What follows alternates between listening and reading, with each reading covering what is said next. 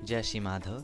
तो आज का जो हमारा अगला टॉपिक है वो है कि प्राकृतिक आपदाएं बढ़ रही हैं, भविष्य मालिका दे चुकी हैं स्पष्ट चेतावनी।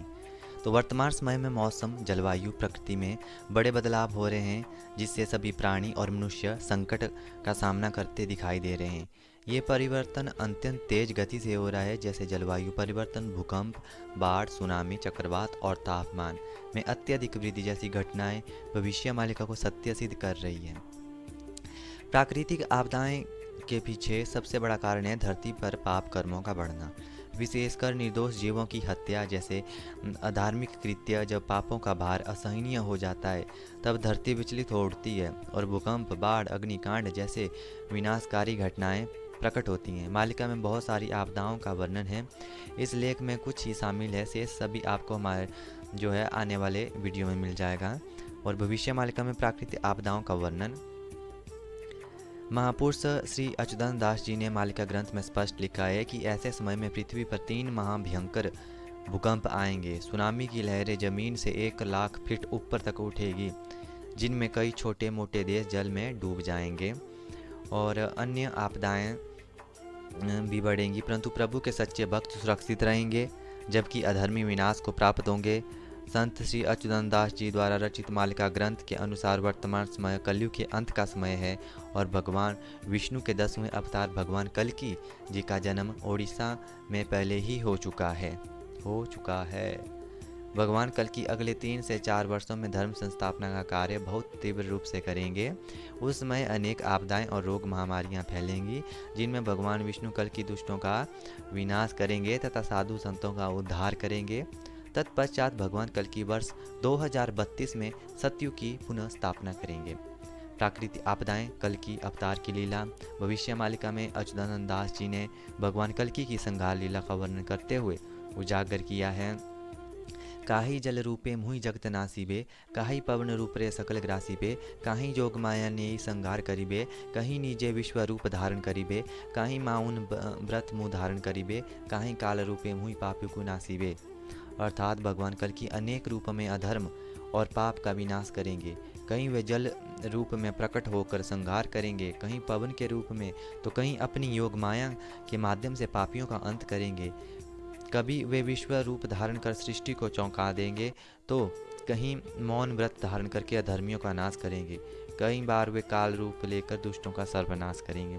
हिमालय एवरेस्ट टली जे पड़ी ब ए ऐथी धरा परे भूकंपी के। अर्थात श्री अच्युतानंद दास जी ने लगभग 600 वर्ष पूर्व रचित भविष्य मालिका में अपनी गुप्त खेड़ा मालिका में हिमालय के एवरेस्ट पर्वत का उल्लेख करते हुए लिखा है कि कलयुग के अंत में भूकंप की तीव्रता इतनी अधिक होगी कि एवरेस्ट पर्वत भी चकनाचूर हो जाएगा।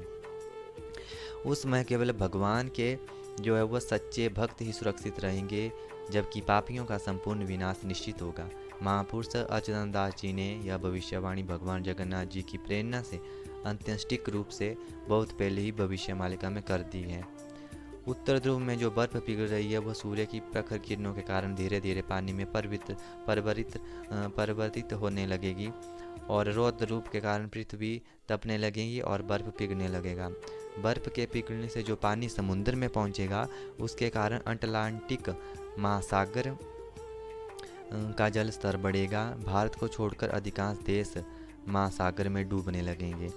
भविष्य मालिका में पहले से वर्णित प्राकृतिक आपदाएं। 29 अक्टूबर 1999 को उड़ीसा में आए चक्रवात का उल्लेख 600 वर्ष पूर्व भविष्य मालिका में किया गया था और महापुरुष अच्युतानंद दास जी ने अपनी गरुड़ गीता में 3 नंबर अंक 999 वाले वर्ष की ओर संकेत करते हुए लिखा था, शुक्रवार पंचमी तिथि को भारत में एक बड़ी आपदा आएगी। महापुरुष ने इस विषय में मन में किसी प्रकार का संशय रखने से भी स्पष्ट रूप से मना किया है और वह भविष्यवाणी पूर्णतः सत्य सिद्ध हुई।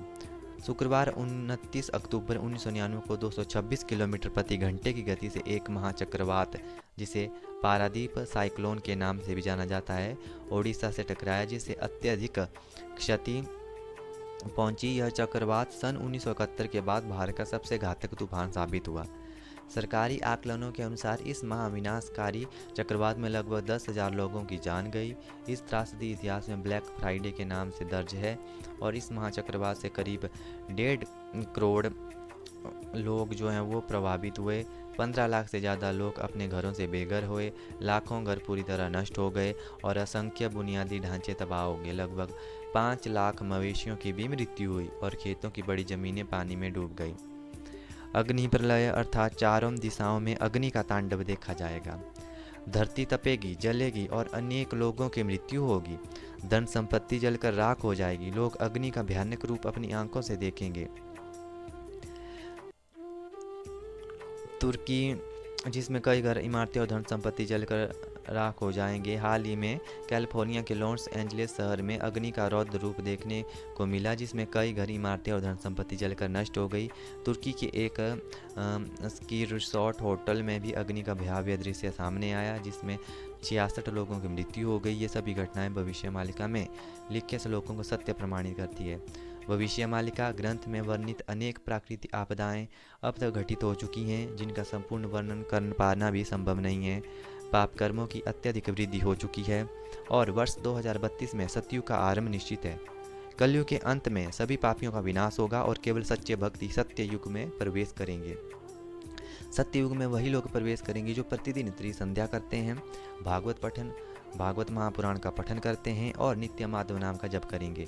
जो लोग सत्य, प्रेम, दया, क्षमा और शांति को अपनाएंगे, वे ही सतयुग में प्रवेश के अधिकारी होंगे। जय श्री माधव।